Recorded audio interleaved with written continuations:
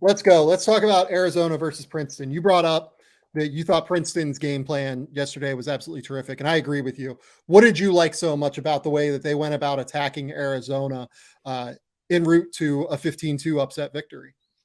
Yeah, it was kind of wild because it didn't even feel like it really played out until the second half.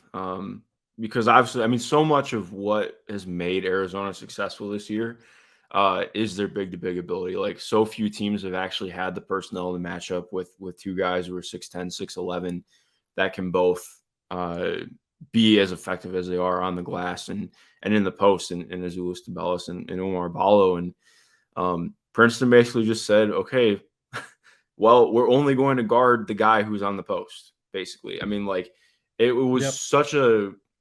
I love watching Azuolas Tubelis play basketball. He's dynamite when he's on, but I think you saw uh, all of the difficulties that he has as like a very real prospect play out yesterday. And it's so much less to me about the shot and more about the hesitancy and record scratching that happens when he gets the ball in a place he's not comfortable. Like, he is not comfortable taking longer floaters or push shots. He's not comfortable taking jumpers from 16 feet.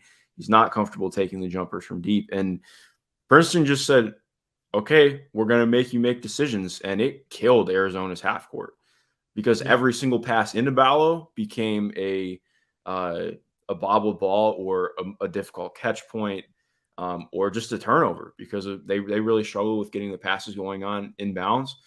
Um, and also too, like, I mean, their guards didn't really have it off the dribble either. Like, Courtney Ramey really struggled yesterday, which I think that was tough to see because he's been, I mean, somebody who was awesome in the tournament last year, has been a really steady college guard his entire career. Yep. And they needed him yesterday. And again, like, I think you saw some of the flaws in what Arizona's guard depth was this year.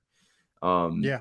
like, Kylan Boswell it really turned it up over the last month or so of the season, but again, was not fully there yesterday.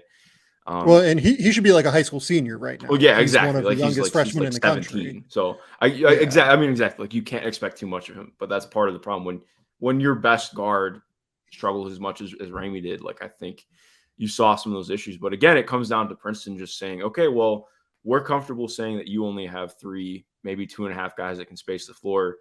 We're going to do whatever we can to sell out, deny anything to the post, and it killed anything Arizona could get going. Because the issue too is, like, all right, if you go, well, we'll just put Tubelis on the block and move Bowell. No, like, Bowell has even more of the same issues. So Yeah.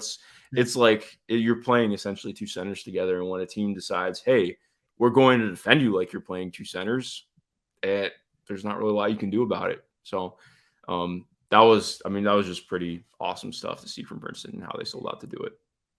Yeah, I thought it was tremendous. I thought that from, Arizona's perspective, this is just a roster that's always been flawed, and it was particularly more flawed yesterday because Kerr Kriisa is dealing with a shoulder injury, if I remember correctly. Yeah. And Kerr started the season absolutely phenomenally. He looked like he was the best guard on Arizona, and then he tailed off a little bit later in the season and then got hurt in the Pac-12 tournament. And I think that really kind of took away any of his on-ball shooting ability, right? He didn't look real comfortable shooting yesterday, I didn't think. When you take that away, and then you take away the interior, as you explained, because that was the entire goal.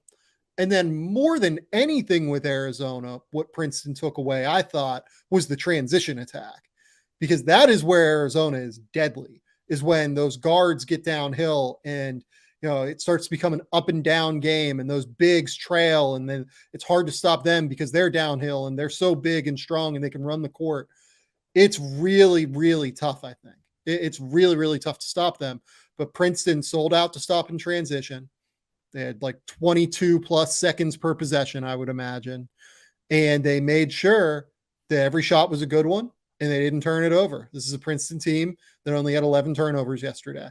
And while they only scored 88 points per 100 possessions, they hold Arizona to 82 points per 100 possessions in this game, 0.82 points per possession, which I would imagine is the lowest of the Tommy Lloyd era.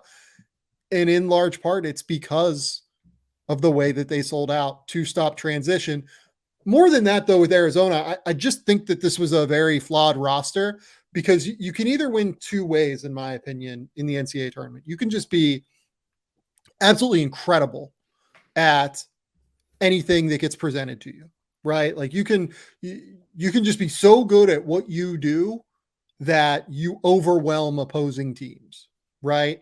And oftentimes to do that, you have to have overwhelming talent to be able to do that. You have to have legitimate multiple NBA pro prospects. I think Gonzaga has a non-zero chance to do that. Like, look, they have pro prospects like Timmy on some levels, a pro prospect. Julian Strother is certainly a pro prospect. But they have been like 10 points per 100 possessions better than anybody offensively over the course of like the last 12 games of their season and since like February 1st. Arizona's not really that. Like Arizona's been fine this year at what they do. They haven't been above and beyond everybody else in terms of offensive execution. The second way that you can win is you can just scheme and match up and have a lot of different versatility to be able to cause problems for whatever opposing teams present to you, right? Like I'm trying to think of an example. Like, you know, what example actually strikes me? Do you remember the Michigan State team that had like Denzel Valentine and like Gavin Schilling and those guys, and they made that like surprise Final Four run? Oh, never forget Brandon Dawson. Yes. 6'6" rebounding machine. I kind of thought about this because I know that you know that well. Yeah. We won't talk about what happened against Duke. That did not happen. Did not happen. Yeah. But that team had a lot of different ways that they could scheme you, right? They could go small with like even Brandon Dawson at the 5 occasionally, or they could go big and like try and out physical you, out muscle you. They could go skill ball. They could go power ball. Like there was just a lot of different things that they could do. And they had super, super smart players all across the court, Denzel Valentine being the key one. But Arizona doesn't really have that because they don't have like a stretch spacing 4. Like their closest is either Pele Larson or Cedric Henderson, right? Yeah, that was the other thing I want to say too. I thought one of the things that was absolutely killer for Arizona too was the way that they went under on every single Larson screen. Like again, just to shrink the floor.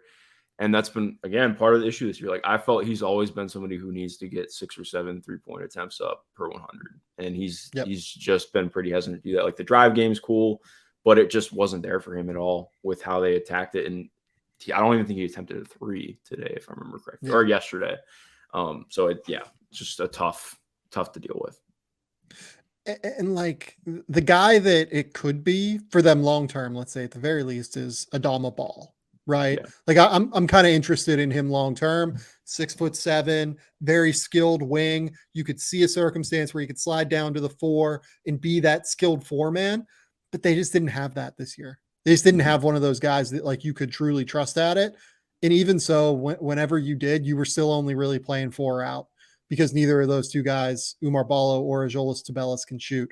Tubelis obviously has a lot of gravity with like dribble handoff games and his passing ability, but it's just not, it's hard to win in the tournament with 2 bigs like this